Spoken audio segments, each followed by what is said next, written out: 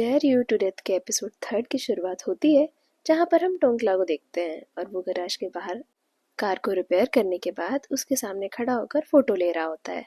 तभी कार का ओनर आता है और टोंकला उससे कुछ पैसों की बात करता है। उसे कहता है मुझे कुछ पैसे चाहिए।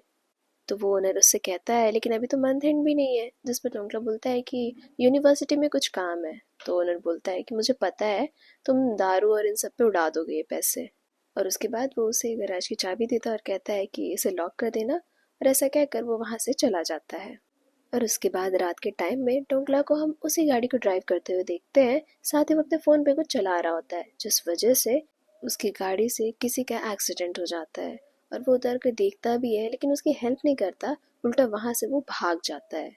प्रेजेंट टाइम में हम टोंकला को देखते हैं जो उस इंसिडेंट का वीडियो देख रहा होता है। वहीं दूसरी तरफ सारे ऑफिसर्स आपस में डिस्कस कर रहे होते हैं कि तार के पास से हमें किस तरह के ड्रग्स और बाकी सारी चीज़ें मिली हैं, लेकिन जो उसकी बॉडी पे ड्रग था वो उसके बैग में नहीं मिला।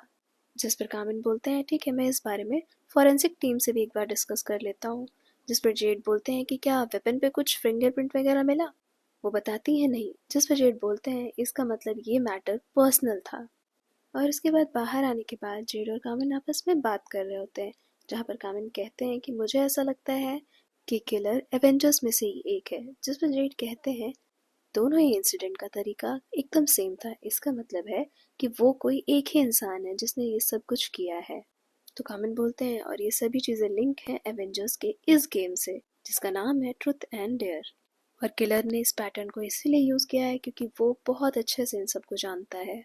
जिस पर जेड पाई को कहते हैं कि तुम सभी बच्चों के ऊपर किसी को नज़र रखने को कहो। तो वो पूछती हैं क्या आपके छोटे भाई पर भी। जिस पर वो बोलते हैं हाँ, उस पर भी। लेकिन कामन बीच में बोलता है कि नहीं, जे पे हम दोनों खुद नज़र रखेंगे। तो जेड बोलते हैं कि ये सही नहीं है, हम किसी को स्पेशल ट्रीटमेंट नहीं दे सकते हैं। तो कामन बोलते हैं मैं स्पेशल ट्रीटमेंट नहीं दे रहा हूँ, मैं बस ये चाहता हूँ कि जे हम पे भरोसा करे, क्योंकि मुझे ऐसा लगता है कि ये एवेंजर्स ग्रुप, ये सारे बच्चे हमसे बहुत कुछ छुपा रहे हैं। आगे कामिन बोलते हैं कि जेड तुम मेरे साथ फॉरेंसिक्स में चलो। और उसके पहले ही जेड बोलते हैं कि क्या मैं आपसे कुछ देर के लिए अकेले में बात कर सकता हूँ। और उसके बाद जेड उनके सामने रेंट एग्रीमेंट के पेपर रखते हैं, जिस पर कामिन कहते हैं कि तुमने इस पर रात भर मेहनत किया। तो वो कहते हैं कि नहीं, ये ज़्यादा मुश्किल नहीं था। तो कामिन कहते हैं तुम सच बताओ, तुम इतना डेस्परेट क्यों हो, तुम ऐसा क्यों चाहते हो कि मैं तुम्हारे साथ रहूं। क्या तुम बहुत ज़्यादा अकेले हो, अपनेपन की कमी महसूस हो रही है तुम्हें। और यहाँ पर जेड उनसे फ्लर्ट करते हुए कहते हैं कि अगर मेरा जवाब हाँ हुआ तो क्या आप मुझे अपनाएंगे। तो कामिन बोलते हैं तुम इस चीज़ में तो बहुत तेज हो, और मैं उम्मीद करता हूँ कि तुम अपने काम में भी यही तेज़ी दिखाओ। जिस पर जेड कहते हैं कि ये तो डिपेंड करता है कि काम कौन करवाना चाहता है, अगर वो आप हुए हैं तो आपके लिए तो एक रात ही काफ़ी है। कामिन बहुत ध्यान से डॉक्यूमेंट पढ़ रहे होते हैं और उसके बाद वो कहते हैं कि इसमें तो ये लिखा है कि हम घर पे काम की बात नहीं कर सकते, अगर ऐसा है तो मैं नहीं रह सकता। जिस पर जेड कहते हैं कि घर तो रेस्ट करने के लिए होता है, लेकिन फिर भी अगर आप काम करना चाहते हैं तो कर सकते हैं, इसमें बस ये लिखा है कि घर पे काम की बातें नहीं होंगी, काम आप कर सकते हैं। उसके बाद भी कामिन डॉक्यूमेंट्स को रख रहे होते हैं, जिस पर जेड कहते हैं कि अब क्या हो गया, अब क्या इशू है। जिस पर कामिन कहते हैं कि मैं इसको आराम से पढ़ूंगा, फिर सोचूंगा और तब साइन करूंगा। जिस पर जेड कहते हैं अरे आप भी ना, बस एक साइन करते और यूं झट से काम खत्म हो जाता। और उसके बाद वो दोनों डॉक्टर टैंगखून के पास जाते हैं और जेड को देखने के बाद टैंगखून कहते हैं कि आप तो वापस से लेट हैं। जिस पर जेड कहते हैं मैं सही टाइम पे आया हूँ। लेकिन कामिन बीच में बोलते हैं कि आपने सही कहा, हम पूरे 30 सेकंड लेट हैं। फिर टैंगखून अपने आप को इंट्रोड्यूस कराते हुए अपना हाथ आगे बढ़ाते हैं और कामिन उनसे हाथ मिलाते हैं। और ये देखकर उस टाइम पे कैप्टन जेड बहुत ज़्यादा जेलस हो रहे होते हैं, इतना ज़्यादा कि वो टैंगखून का हाथ कामिन के हाथ से हटा देते हैं और अपने हाथ में ले लेते हैं और कहते हैं कि चलें अब काम पे। जिस पर डॉक्टर बताते हैं कि हमें इस तरफ चलना है, और जब वो दोनों आगे जा रहे होते हैं तो जेड उनको बहुत बुरी तरह से घूर रहे होते हैं। आगे डॉक्टर बता रहे होते हैं कि तार की बॉडी पे किस तरह के निशान मिले हैं और उसके डेथ का रीज़न हैवी ब्लड लॉस था। और आगे कहते हैं कामिन से कि बाकी सारी डिटेल्स मैं आपको भेज दूंगा। और उसके बाद वो अपना फ़ोन निकाल के कहते हैं कि क्या मैं आपका लाइन कांटेक्ट ले सकता हूँ। जिस पर कामिन कहते हैं कि सॉरी, मैं लाइन यूज़ नहीं करता हूँ, इसके बदले आप मेरा ईमेल ले लीजिए। और वो अपना ईमेल देने के बाद वहाँ से बाहर चले जाते हैं। और उनके जाने के बाद जेड डॉक्टर से कह रहे होते हैं कि हमने इतने साल साथ में काम किया है, पर तुमने कभी मुझसे तो मेरा कांटेक्ट नहीं मांगा। जिस पर डॉक्टर कह रहे होते हैं कि क्योंकि मैं तुमसे बात नहीं करना चाहता हूँ। लेकिन कामन की बात अलग है, मैं इनसे बात करना चाहता हूँ। और मुझे एक बात बताओ कि क्या कामन सिंगल है या इनका कोई बॉयफ्रेंड है? जिस पर जेड कहते हैं कि अगर तुमको इतना ही जानने का शौक है तो तुम डायरेक्ट उसी से पूछ लो ना। और ऐसा कहकर वो बाहर चले जाते हैं। फिर जेड और कामन साथ में वॉक कर रहे होते हैं और उस टाइम जेड उनसे कहते हैं कि क्या मुझे भी आपका ईमेल मिल सकता है? तो कामन पूछते हैं वो किस लिए? जिस पर जेड कहते हैं कि हम साथ में रहते हैं, साथ में काम करते हैं, मुझे कभी ज़रूरत पड़ी तो, या फिर ऐसा कोई रूल है कि सिर्फ डॉक्टर ही आपका ईमेल ले सकते हैं? फिर कामन अपना नंबर ऐड करके उनका फ़ोन वापस कर देते हैं। जिस पर जेड देखते हैं और कहते हैं कि क्या आप लाइन भी यूज़ करते हैं? जिस पर कामन बोल रहे होते हैं हाँ कभी कभी जब ज़रूरत पड़ती है। तो जेड कहते हैं कि पर मुझे तो नहीं लगा था कि आपके पास लाइन है। जिस पर वो कह रहे होते हैं कि तुम तो यही यूज़ करते हो ना, तो मैं बस सीख रहा हूँ। और ये सुनकर जेड बहुत ज़्यादा खुश हो जाते हैं। उसके बाद हम उन दोनों को कमांडर के पास देखते हैं, जहाँ पर कमांडर उन पर चिल्ला रहे होते हैं कि तुम लोग जो भी कुछ कर रहे हो, अभी तक तुम लोगों ने किलर को तो पकड़ा नहीं, ऊपर से एमपी को भी इसमें घसीट रहे हो। और कामिन अगर तुमसे काम नहीं हो पा रहा है तो मैं किसी और कॉल आउट कर देता हूँ। जिस पर कामिन बहुत ज़्यादा गुस्सा होकर कहते हैं कि इसकी कोई ज़रूरत नहीं है, मैं ये केस खुद से सॉल्व करूँगा। लेकिन फिर भी कमांडर कहते हैं कि तुम्हें जो करना है करो, लेकिन एमपी रत्ना के बेटे को इसमें मत घसीटो। जिस पर कामिन गुस्सा हो रहे होते हैं और कहते हैं कि अगर वो इनोसेंट है तो उसे डरने की ज़रूरत नहीं है। तो कमांडर बोलते हैं मुझे जो समझाना था मैंने समझा दिया, और अगर अगले एक हफ्ते के अंदर मुझे कोई भी प्रोग्रेस नहीं दिखा इस केस पे तो मैं तुम्हें हटा दूंगा और किसी और को दे दूंगा।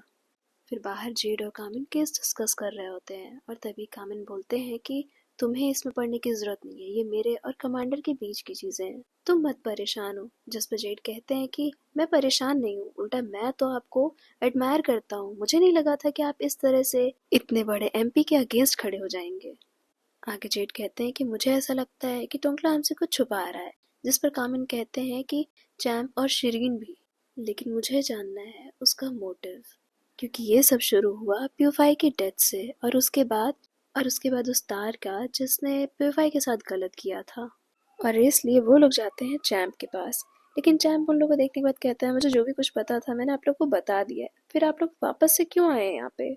जिस पर कामिन बोलते हैं कि हम यहाँ पे प्योफाई के बारे में बात करने आए हैं, क्योंकि हमें ऐसा पता चला है कि तुम दोनों साथ में रहते थे। तो चैम्प बोलता है रहते थे, पर अभी मैंने उसकी सारी चीज़ें वापस लौटा दी हैं।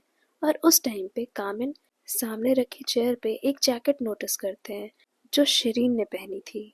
आगे चैम्प कुछ भी नहीं बोलता है और वो कॉपरेट करने से मना कर देता है।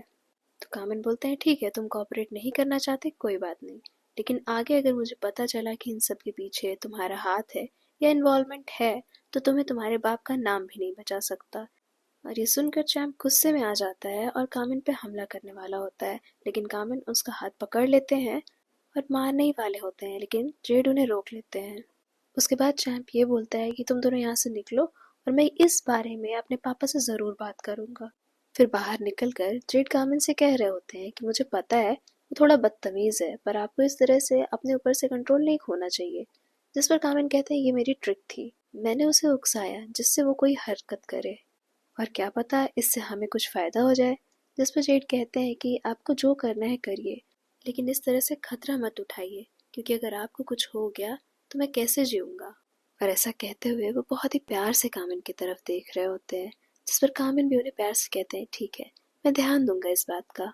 दूसरी तरफ हम टोंकला को देखते हैं जिसके हाथ में वही ट्रूथ एंड डेयर वाला एनवेलप होता है और शिरीन से कॉल पे बात कर रहा होता है। वो उससे पूछता है कि तुमने मुझे बोला था कल मिलने के लिए, पर तुम मुझसे मिली क्यों नहीं? जिस पे वो बताती है आसपास इतने सारे कॉप्स हैं, हम कैसे मिलते हैं?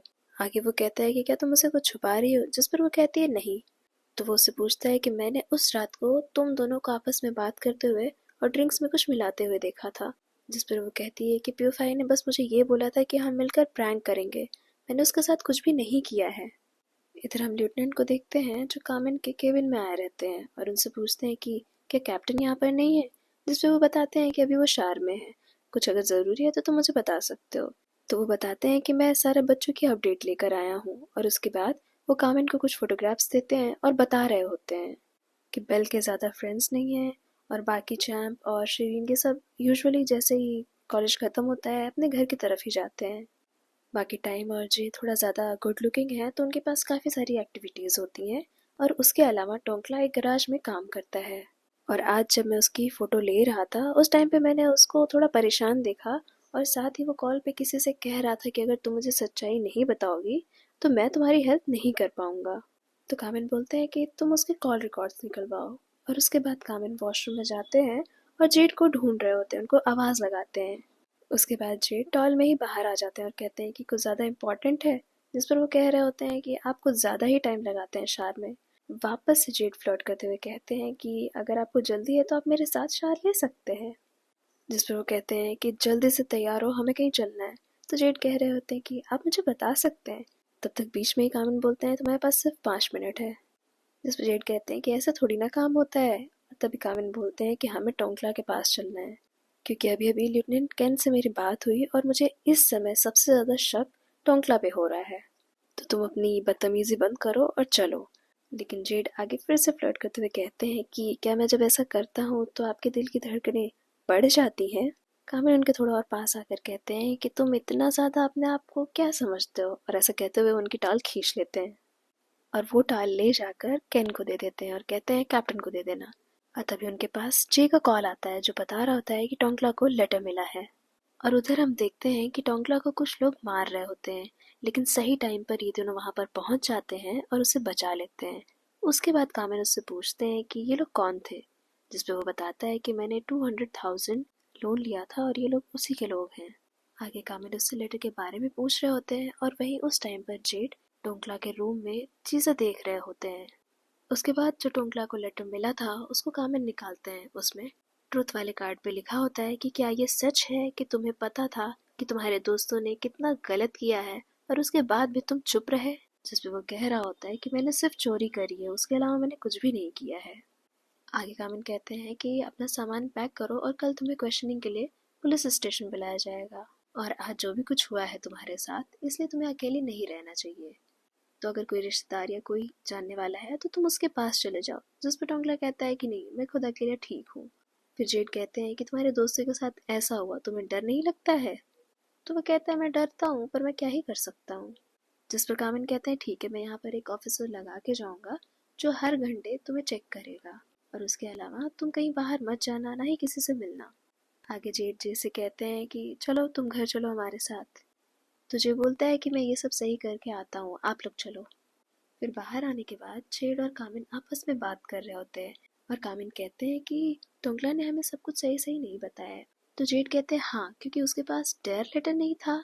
जिस पर कामिन कहते हैं उसके अलावा रूम में भी सारी चीज़ें अजीब हैं। अगर लोन वालों ने ये सब किया है तो वो लोग कीमती चीज़ें जैसे कि लैपटॉप बाकी सब क्यों नहीं लेकर गए। लेकिन सोचने की बात ये है कि उसने हमसे झूठ बोला क्यों। जिस पर जेड कहते हैं कि हमें जे से बात करनी चाहिए।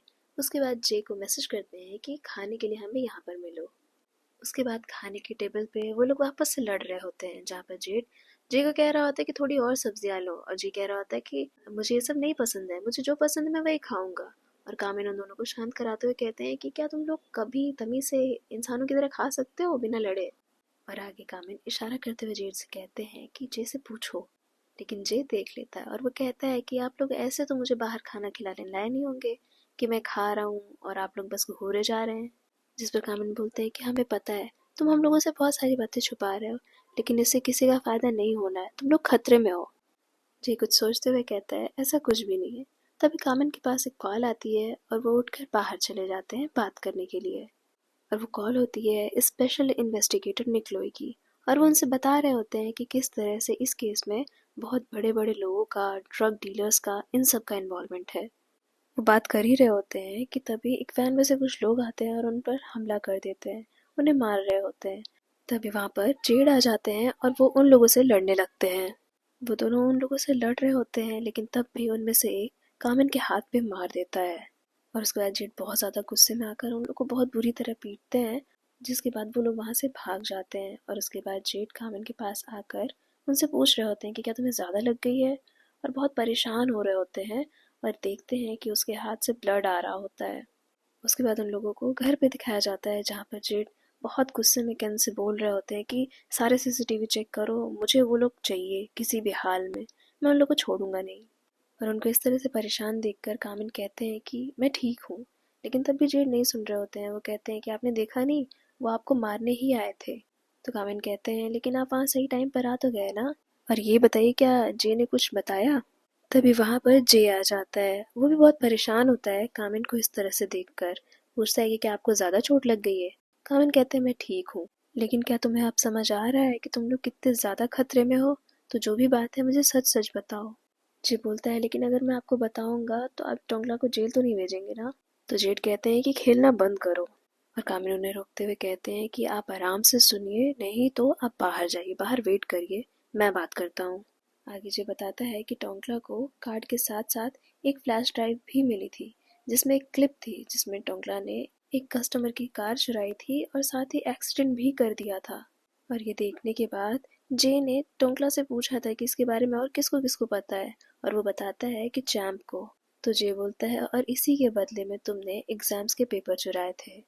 और जब ये सब वो जेड और कामिन को बताता है तो जेड बहुत गुस्से में कह रहा होता है कि तुम अपने फ्रेंड्स को प्रोटेक्ट कर सकते हो, उनसे प्यार कर सकते हो, पर ये तरीका सही नहीं है। कामिन उससे पूछते हैं कि उसने तुम्हें डेयर लेटर के बारे में बताया? जिस पर जे कहता है कि डेयर लेटर? नहीं, ऐसा तो उसने कुछ भी नहीं मेंशन किया। फिर कामिन उससे फोटो दिखाकर पूछते हैं कि ये तुम लोगों ने फोटो कब ली थी? जिस पर वो बताता है कि फ्रेशमैन ईयर में टाइम ने हम लोग की ये फोटो खींची थी। उसके बाद जेड और कामिन को देखते हैं और कामिन एक बोर्ड की तरफ इशारा करते हुए कहते हैं तो आप घर पे भी काम करते हैं? जिस पर जेड कहते हैं कि बस मैं जानना चाहता था कि किलर क्या चाहता है। वो लोग यही सब डिस्कस कर रहे होते हैं आपस में और बाद में कामिन बोलते हैं मुझे ऐसा लगता है कि नेक्स्ट टारगेट बेल होगी। दूसरी तरफ हम बेल को देखते हैं जिसके हाथ में वही ट्रूथ एंड डेयर का लेटर होता है और उसमें कुछ फोटोग्राफ्स होती हैं और ट्रुथ वाले पार्ट पे लिखा होता है कि क्या ये सच है कि तुमने किसी लड़की पर हमला किया था और किसी लड़की का अबॉर्शन करवाया था। वो ये सब देखकर बहुत ज़्यादा घबरा जाती है, परेशान होती है और शिरीन को कॉल कर रही होती है, पर वो उसका कॉल नहीं उठाती है। फिर गुस्से में वो फ़ोन रख कर डेयर वाला कार्ड उठाती है जिस पर दो नाम होते हैं, जे और शिरीन। दूसरी तरफ जेड और कामिन को देखते हैं जहाँ पर जेड कामिन की ड्रेसिंग करने जा रहे होते हैं तो कामिन कहते हैं कि रहने दीजिए, मैं कर लूँगा। तो जेड बोलते हैं कि चोट आपके हाथ में लगी है, आप कैसे कर लेंगे? वो जैसे मूवीज में दिखाते हैं कि कपड़े को मुंह में दबाकर और ऐसे बांध लेते हैं, वैसे। उसके बाद जेड कामिन की चोट पे दवा लगाते हैं जिसके बाद कामिन उन्हें बड़े प्यार से थैंक यू बोलते हैं। आगे जेड बोलते हैं कि आप अपना टैंक टॉप निकालिए, मैं पीछे भी मेडिसिन लगा दूँ। तो कामिन बोल रहे थे रहने दीजिए, मैं इससे ठीक हो जाऊंगा। जेड उनकी बात नहीं सुनते हैं और उनका टैंक टॉप निकालने में उनकी हेल्प करते हैं।